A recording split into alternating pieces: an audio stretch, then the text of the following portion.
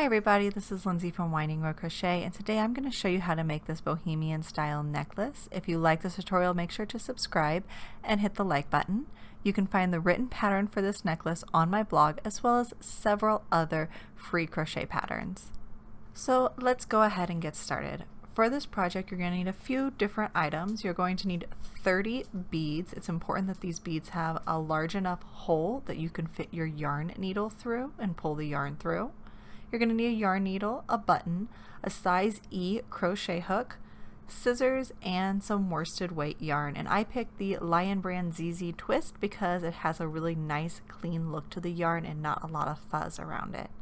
You're also definitely going to need a pair of scissors. And the very first thing you're going to do is just take your yarn and thread your needle. And if you're having a hard time threading your needle, grab a small piece of paper, put your yarn in the paper and fold the paper around your yarn, just like this. All right, and then thread the piece of paper through your needle, and the yarn will just kind of go along with the paper. And it's a really easy, fun trick to be able to thread your yarn through a needle. So now we got your needle threaded, we're just going to sit and put all 30 beads on our yarn.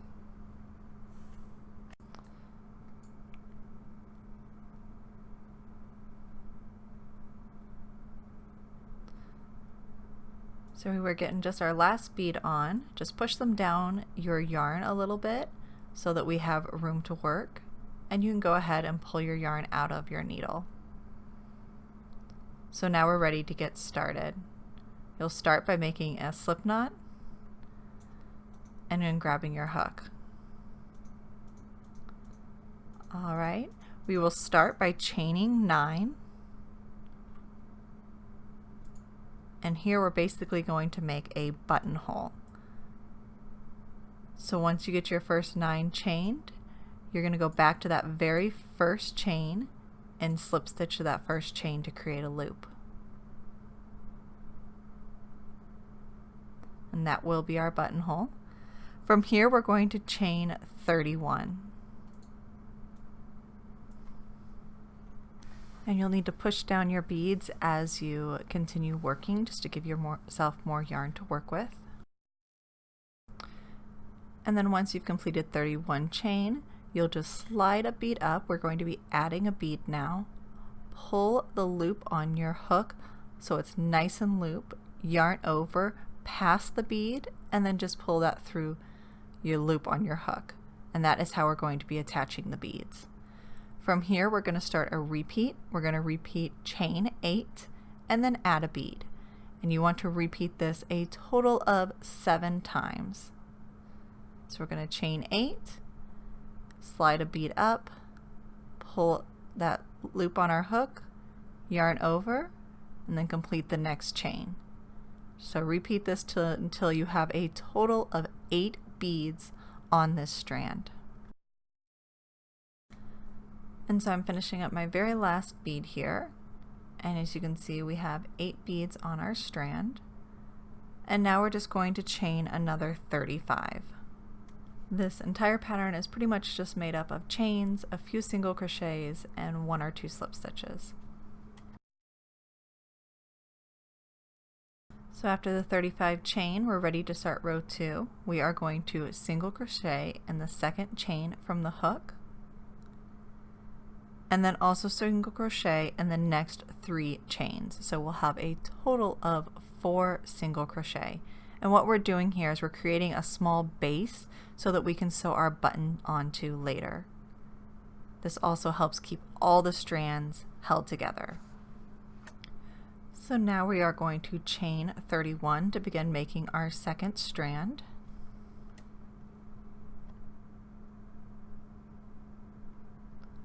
Once we've worked our 31, we will add another bead.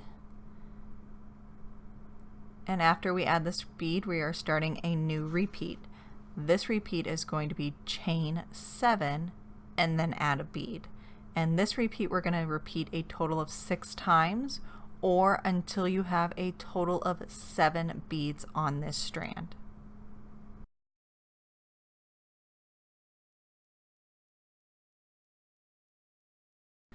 So now I'm just finishing up our last bead of this strand, and if you look down my row, you'll see I have a total of 7 beads. And now we're ready to just chain another 31 chains.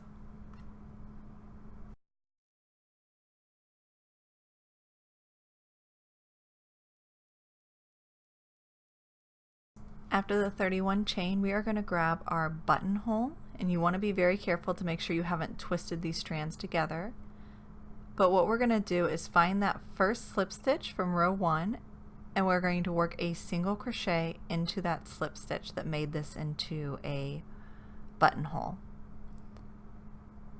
And you do want to make sure these chains do not get twisted as you're doing this.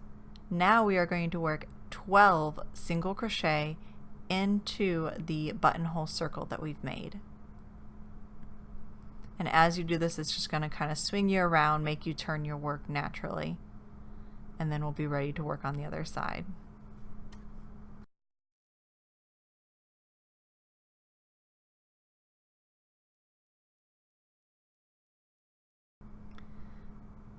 Alright, and then we are going to work one more single crochet back into the other side of that slip stitch. And that makes our buttonhole, and we're ready to start the third strand of our necklace. For the third strand, we're going to start by chaining 28.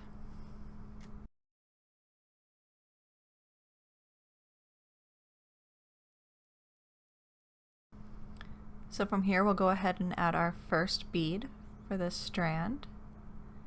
And again, we're going to start another repeat. This time the repeat is going to be chain 7 after you've added a bead. And then we'll add another bead. And you want to repeat that for a total of 8 times for this row. So you can either count your repeat 8 times or continue doing this repeat of chain 7, add a bead, until you have a total of 9 beads on this strand.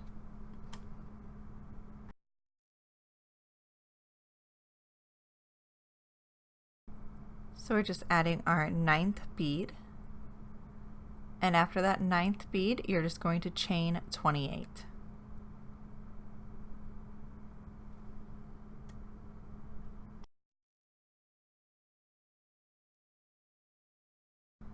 So now that we have 3 strands, it's really important to lay your necklace out, and just to make sure that none of these are twisted or braided together, grab the end that we are making the button mount on, and we are going to work into the opposite sides of the chains that we worked our 4 single crochet into. So right here, these 4 chains are working on the opposite side, and we are going to work 1 single crochet into the bottom of each chain. This will just give us a bigger spot to mount our button on, as well as keep all the strands in order and from getting tangled. So we've worked 3 single crochet, and then into this very last chain we are actually going to work 3 single crochet, and that's going to kind of swing us around so that we can work on the other side of this button mount. So now there are the tops of 4 single crochets on this side, and we are just going to work 1 single crochet into the top of each of those 4 stitches.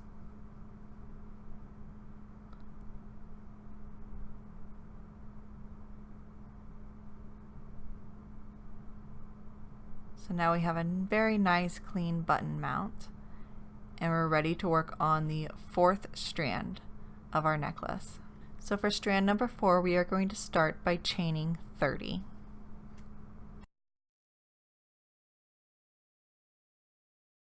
After 30 chain, you are going to add your first bead, and then the repeat for this row is going to be chain 8 and then add a bead, and we are going to repeat this a total of 5 times or until you have a total of 6 beads on this strand.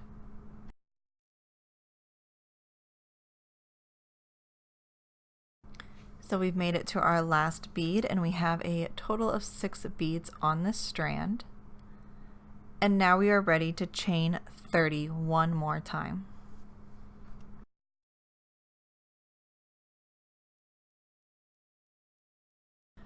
And once your 30 is chained, we are going to just check our strands one last time, make sure nothing is braided or twisted together.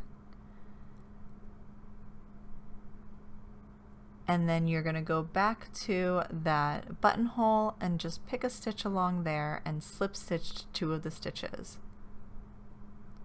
Just pull through and pull through, move on to the next stitch, pull through and pull through, and now we're ready to fasten off. And then your necklace is almost done. All you're going to need to do is weave in your ends and sew a button onto the other side, and you'll be able to wear it. If you're finding that the strands are a little kind of wonky, you can wet it and lay it out nice and neat and let it dry. The other thing you can do is, if you want, like my picture, if you really want those beads to stay exactly in the middle of the 2 strands of yarn, I used a little bit of hot glue to hold everything in place. So I'm just going to take a needle and a little bit more yarn and sew this button onto the mounting side. And since it's a nice thick yarn, I just sew through each one in an X pattern. I just sew through each side once, and then I just knot it on the back side. I found that to be the easiest way, and then you can either clip your threads or you can weave them in, whichever you prefer.